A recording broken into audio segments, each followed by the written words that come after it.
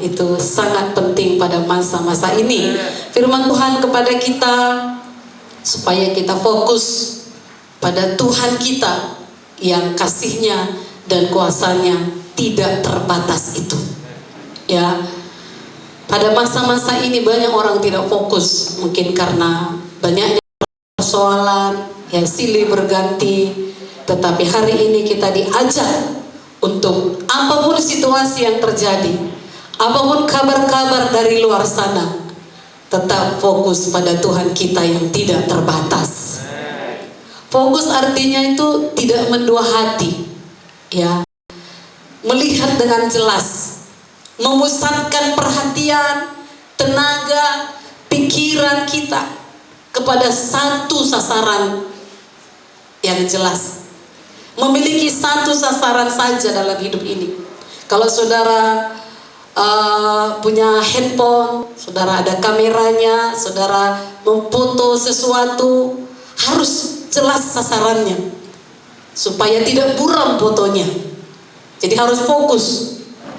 Saudaraku, seringkali tanpa disadari, ketika diperhadapkan pada masalah yang besar, fokus hidup orang tertuju pada masalah itu, sehingga apapun dibuat pesimis dia, nggak percaya dia akan keluar dari masalah itu, nggak percaya dia mampu melewati masalah tersebut.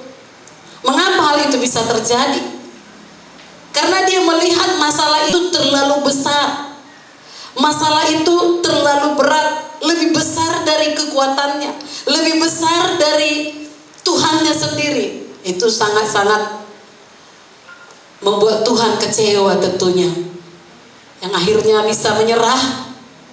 Saudara kekasih, senantiasa fokus kepada Tuhan adalah sikap orang percaya yang diinginkan oleh Tuhan. Apapun keadaan dan pergumulan hidup yang sedang kita alami, kita harus tetap fokus kepada Tuhan yang tidak terbatas. Daud berkata dalam Mazmur 16 ayat 8, nanti kita akan baca sama-sama, tapi sekarang saya baca dulu. Aku senantiasa memandang kepada Tuhan, karena Ia berdiri di sebelah kananku, aku tidak goyah. Daud tahu rahasia hidup berkemenangan, yaitu senantiasa memandang kepada Tuhan. Katakan, senantiasa memandang kepada Tuhan. Jadi yang namanya senantiasa, lagi sehat, lagi sakit, lagi kaya, lagi miskin, lagi banyak masalah, lagi sedikit masalah, senantiasa memandang kepada Tuhan. Sebab Daud percaya bahwa hanya Tuhan yang sanggup memberikan pertolongan pada setiap masalah yang dihadapinya dengan sempurna. Kita baca dulu Mazmur 16 ayat 1 sampai 11 supaya kita fokus kepada Tuhan, bukan pada masalah. Mazmur 16 ayat 1 sampai 11, kita bergantian. Saya baca ayat 1 dan Bapak Ibu lanjut. Jagalah aku ya Allah, sebab padamu aku berlindung.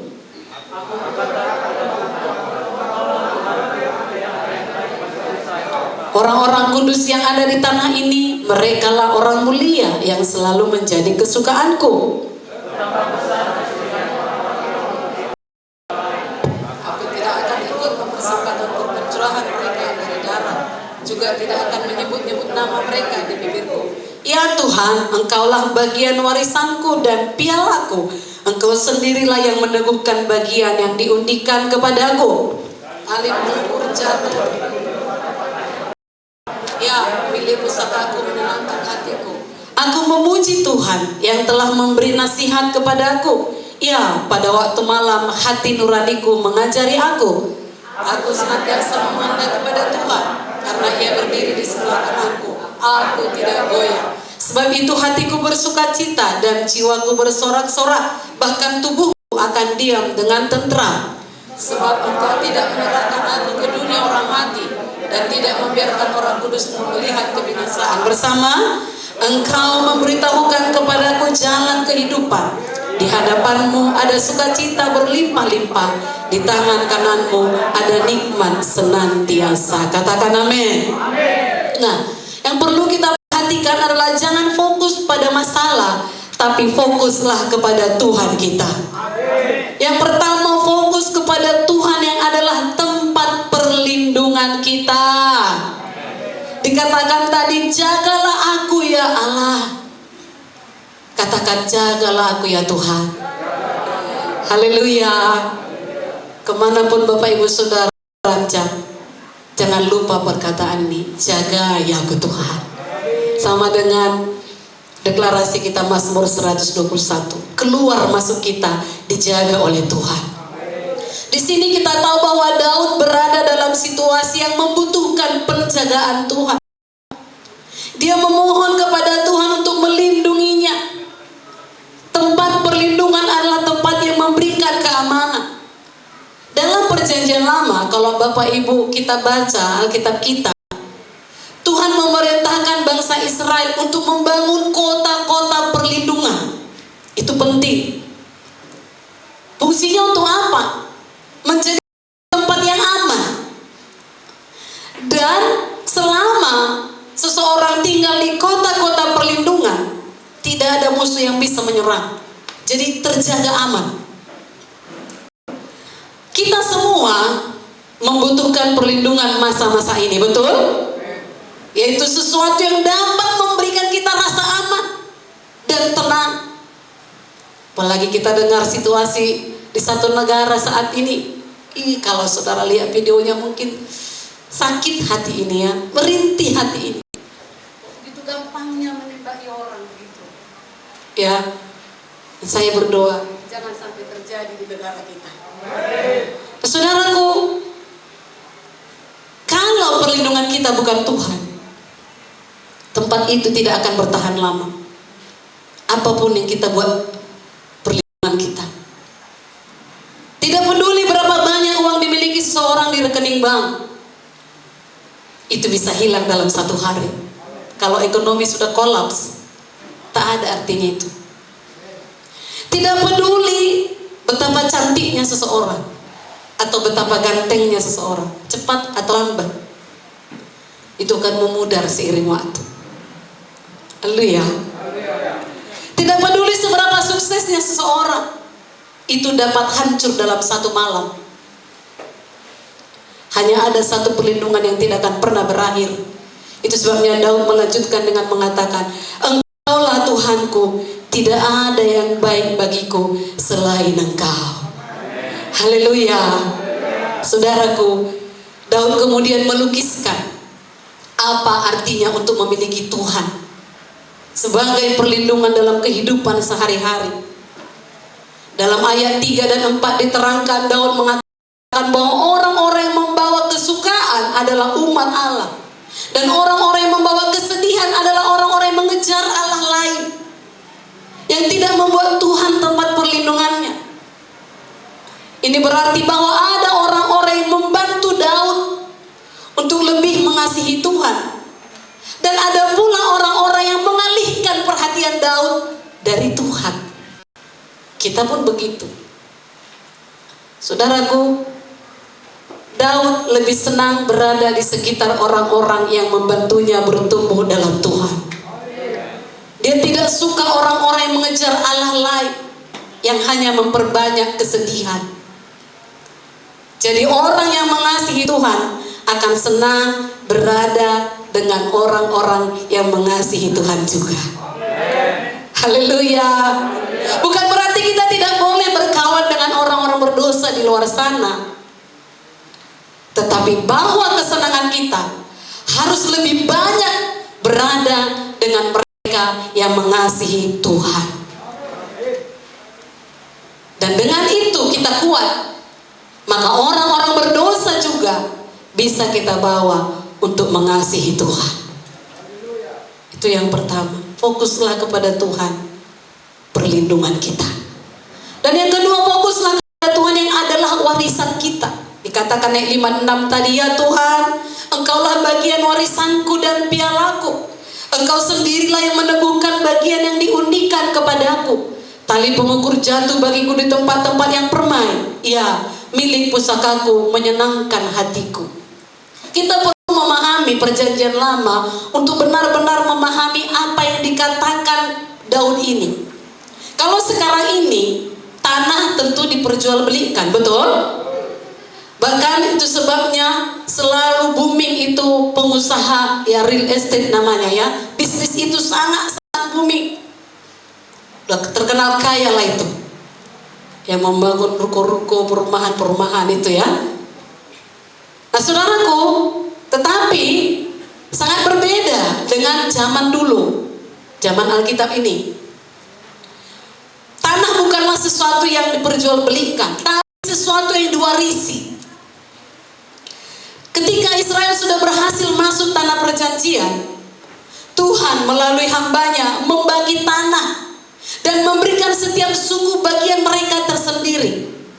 Ya, ada garis batasan yang memisahkan tanah masing-masing suku. Itulah yang disebut Daud tali pengukur. Garis batasan itu ditetapkan untuk menentukan ini untuk suku Gad, ini untuk suku Yehuda, semuanya. Tetapi ada satu suku yang tidak menerima tanah warisan. Suku apa itu? Suku Lewi atau para imam. Tapi bagi mereka Tuhan menjanjikan sesuatu yang lain. Di Bilangan 18 ayat 20 dikatakan, Tuhan berfirman kepada Harun, di negeri mereka engkau tidak akan mendapat milik pusaka dan tidak akan beroleh bagian di tengah-tengah mereka. Akulah bagianmu dan milik pusakamu di tengah-tengah orang Israel. Inilah yang dikatakan Daud. Daud itu bukan orang Lewi. Dikatakan, aku tidak membutuhkan tanah, aku tidak membutuhkan yang lain, aku hanya menginginkanmu. Itu sudah cukup. Dikatakan tadi, engkaulah bagianku, Tuhan engkaulah pialaku, engkaulah milik pusakaku. Itulah yang diinginkan Daud. Daud bukan suku Lewi, dia bukan imam. Dia sebenarnya punya hak memiliki tanah, memiliki warisan tanah. Tetapi jika dibandingkan dengan memiliki Tuhan, tanah tidak berarti apa-apa baginya. Begitulah cara Daud melihat Tuhan. Itu berarti bahwa Daud percaya sepenuhnya kalau Tuhan baginya, yang lain pun pasti akan dapat. Haleluya. Saya terngiang-ngiang selalu dengan nyanyian yang dikatakan begini.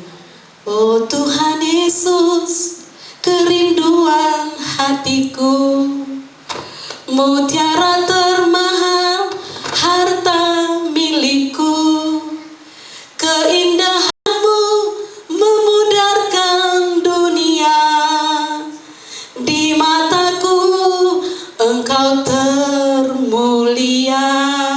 Haleluya. Kalau sudah Tuhan Yesus harta kita, dunia ini pudar, gak ada apa-apanya. Jangan terbalik. Karena fokus kita dunia, maka kuasa Tuhan jadi pudar. Katakan kiri kanan saudara, jangan terbalik. Haleluya. Biarlah Tuhan kerinduan hati kita, mutiara termahal dalam hidup kita, keindahan Tuhan memudarkan dunia ini. Gak tertarik pun kita, itulah kira-kira. Haleluya. Nah saudaraku, biarlah bagian kita Tuhan sendiri. Kalaupun gak ada orang tua mewariskan sesuatu kepada kita, jangan khawatir. Haleluya. Puji Tuhan kalau ada warisan saudara. Puji Tuhan bagi para orang tua yang bisa mewariskan sesuatu kepada anak-anaknya. Tetapi yang terutama, biarlah Tuhan warisan kita. Amin. Yang ketiga, fokuslah kepada Tuhan yang adalah penasihat kita. Ayat 7 dan 8 tadi berkata, aku memuji Tuhan yang telah memberi nasihat kepadaku. Ya, pada waktu malam hati nuraniku mengajari aku. Aku senantiasa memandang kepada Tuhan. Ini ayat yang pertama yang kita baca tadi. Karena Ia berdiri di sebelah kananku, aku tidak goyah. Siapa penasihat Daud? Siapa penasihat Daud? Tuhan. Siapa penasihat saudara? Haleluya. Meskipun Daud sudah diurapi, Daud terus mengandalkan nasihat Tuhan untuk membimbingnya. Dia tidak membiarkan karunia yang dia miliki mengontrol hidupnya. Dia terus mencari nasihat Tuhan dan terus dengan penuh kasih Tuhan memberikan Daud nasihatnya. Perhatikan. Dan selama Daud menaruh Tuhan di depannya dan percaya pada nasihatnya, maka Daud tidak goyah. Sekali Daud tidak meminta nasihat Tuhan, situ dia jatuh. Gak tahan dia godaan Batsyeba itu. Hanya itu yang membuat namanya gak bersih. Tetapi setelah dia minta ampun kepada Tuhan, Tuhan pulihkan dia. Amin. Maka dikatakan Daud berkenan di hati Tuhan. Daud memahami bahwa ketaatannya terhadap nasihat Tuhan adalah yang memungkinkan dia tetap kuat dan tidak goyah. Mau tetap kuat dan tidak goyah? Suka nasihat Tuhan. Ini nasihat terindah. Daud menerima nasihat Tuhan melalui hukum Tuhan. Saudara baca Mazmurnya Daud, dia berkata hukum Tuhan itu lebih berharga daripada emas dan lebih manis daripada madu. Nasihat Tuhan ini lebih berharga dari berlian, saudara. Lebih berharga dari emas, saudara. Lebih berharga dari rekening bank, saudara. Haleluya. Saudaraku, baca Alkitab saudara tiap hari. Amin, saudaraku. Di sini nasihat yang paling mantap untuk jalan-jalan hidup kita. Amin. Jangan abaikan firman Tuhan. Kalau mau nasihat the best, ini dia. Setelah melihat datang pada Tuhan, kemudian perlu nasihat yang lain lagi, misalnya nasihat pemimpin rohani saudara, tidak masalah. Adapun nasihat-nasihat dunia ini selalu back to the Bible. Apa kata firman? Apakah nasihat itu sesuai firman atau tidak? Haleluya. Nah, selanjutnya fokuslah kepada Tuhan yang adalah kepuasan kita. Siapa kepuasan saudara? Tuhan Yesus. Tuhan adalah kepuasan Daud. Kepercayaan Daud kepada Tuhan sangat luar biasa. Dia yakin bahwa Tuhan akan melindunginya. Bahkan dikatakan tadi dari kematian. Wow. Daud menyimpulkan dalam ayat 11-nya, engkau memberitahukan kepadaku jalan kehidupan. Di hadapanmu ada sukacita berlimpah-limpah. Di tangan kananmu ada nikmat senantiasa. Kalau saudara kehilangan sukacita, berdoa saja. Haleluya. Karena di hadapan Tuhan ada sukacita berlimpah-limpah. Setiap kenikmatan yang kita alami karena hal-hal di dunia ini, itu hanya berlangsung sementara waktu. Tapi sukacita di hadapan Tuhan tak terbatas. Haleluya.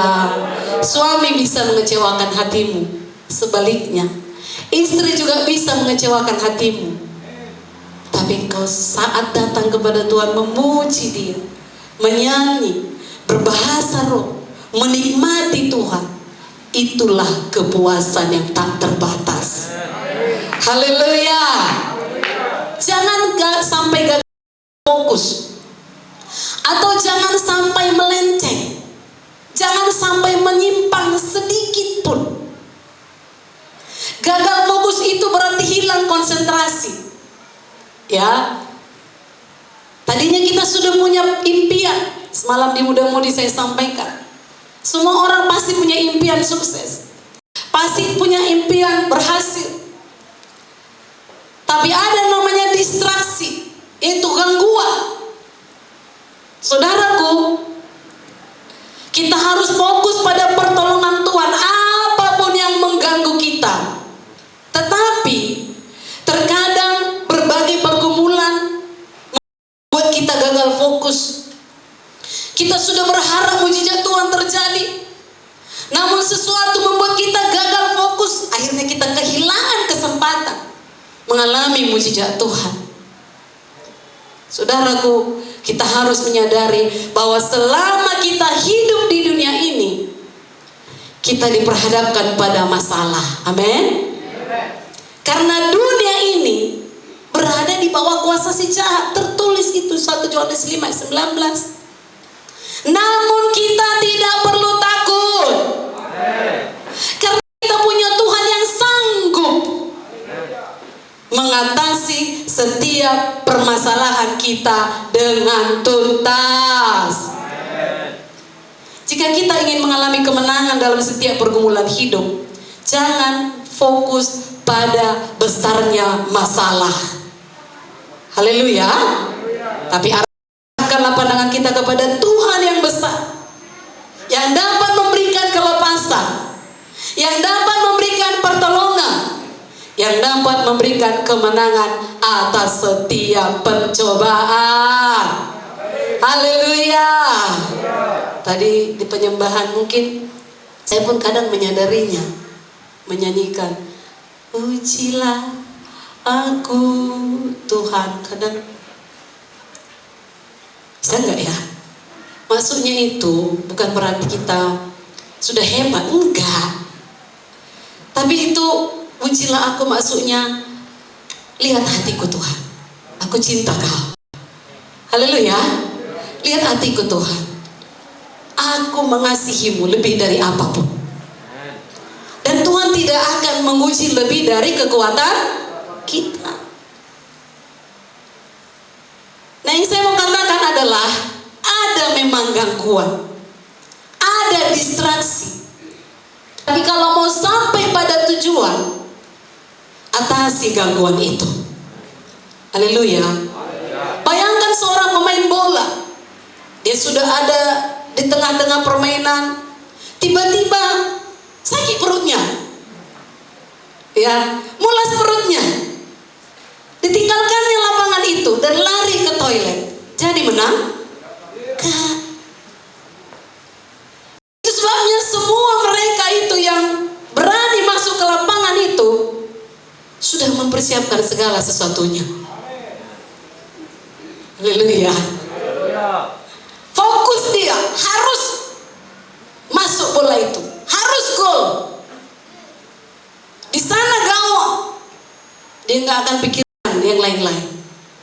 Fokus ke sana. Haleluya. Fokus yang melenceng akan membuat gagal.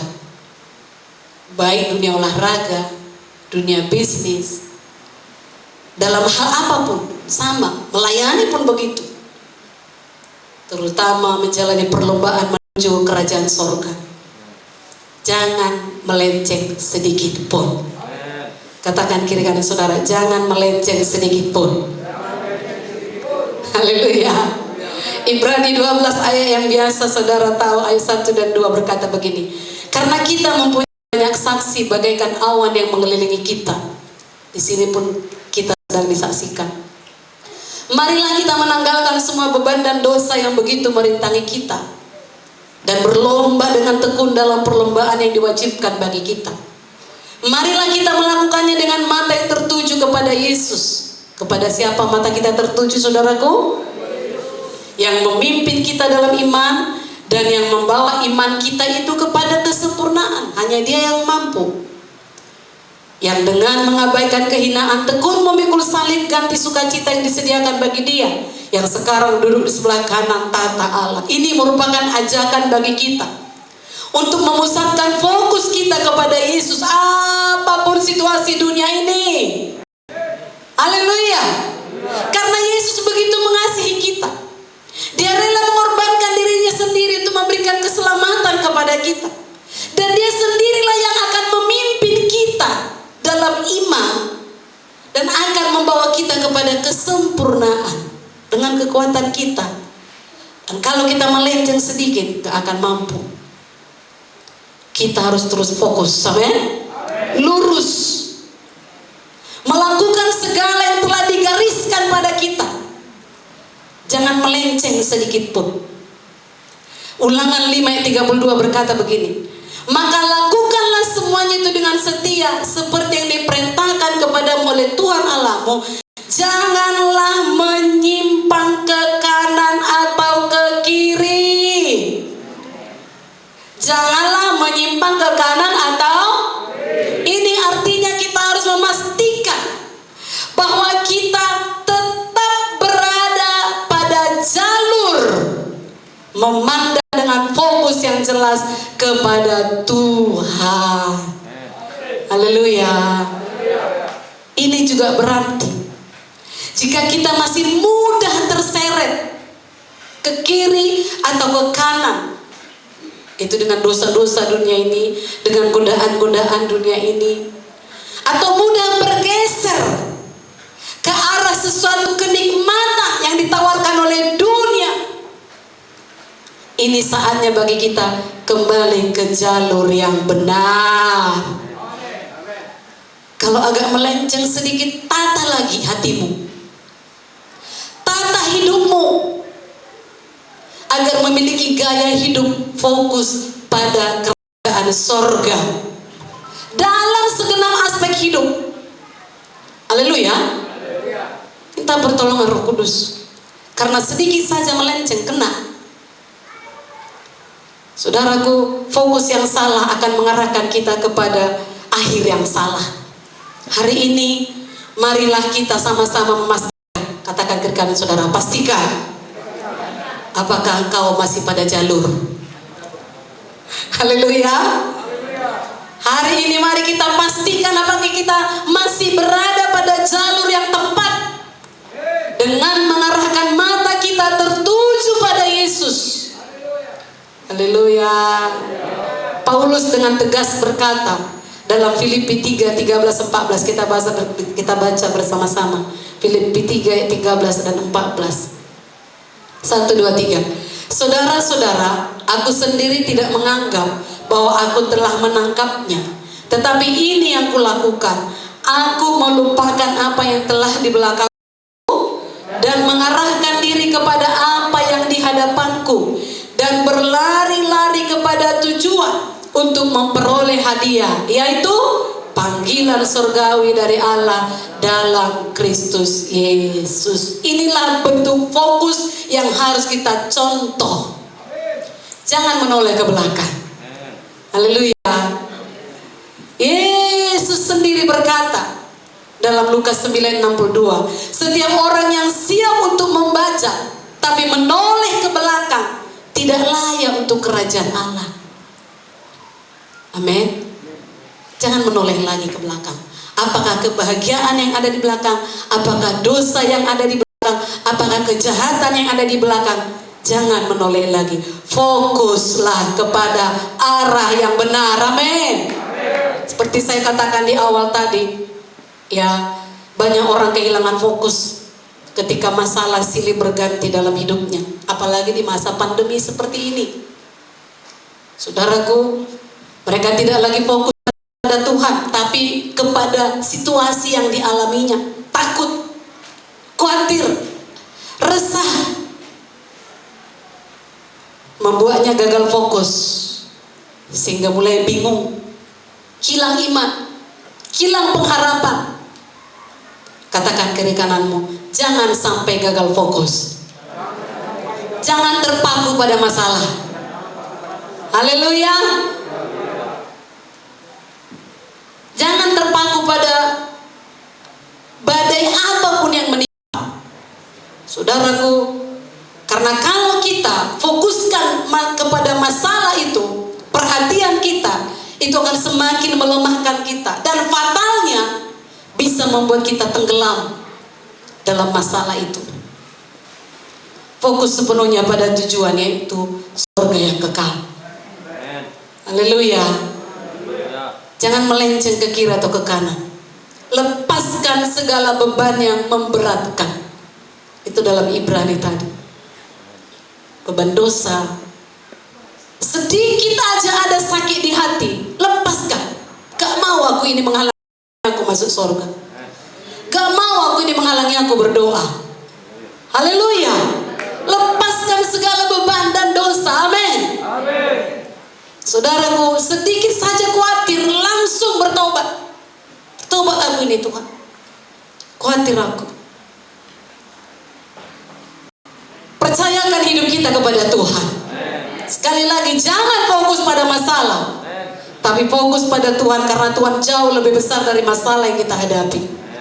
Fokus pada suara Tuhan yang berkata kepada murid-muridnya. Dia berkata pada waktu topan yang keras itu, dia berkata, tenanglah, aku ini, jangan takut. Itu suara Tuhan tiap-tiap hari. Haleluya. Di tengah dunia ini yang sangat berkecamuk, Tuhan berkata, tenanglah, aku ini, jangan takut. Amin Bapak Ibu Saudaraku. Bisa kita fokus tetap pada jalur yang benar, tidak melenceng sedikit pun, tapi tiap hari doa dan firman. Tanpa itu nggak bisa. Bergantung sepenuhnya pada Roh Kudus. Ya. Karena hanya di hadapannya ada nikmat senantiasa. Ada sukacita yang berlimpah-limpah. Sakit, jangan fokus pada penyakitmu. Fokus pada apa kata firman. Oleh bilur-bilur Yesus, aku sembuh. Penyakit ini gak ada apa-apanya. Di hadapan Tuhan kecil. Bilang begitu. Haleluya. Gak ada apa-apanya ini. Itu dia. Tapi jangan pula sombong. Orang kita jangan anggar jago. Amin. Tetap pada jalur. Ikuti apa kata firman. Itu sebabnya kita baca tiap hari. Ini nasihat bagi kita tiap-tiap hari. Selain skedul, baca Amsal. Ada pasal-pasal yang tiap hari bisa menasehati kita. Supaya makin berhikmat. Supaya makin menguasai diri. Supaya makin mengasihi. Supaya makin tahu jalan benar. Ada tiap-tiap hari nasihat untuk kita. Haleluya Bapak Ibu Saudaraku. Mari kita bangkit berdiri. Haleluya. Biarlah mata kita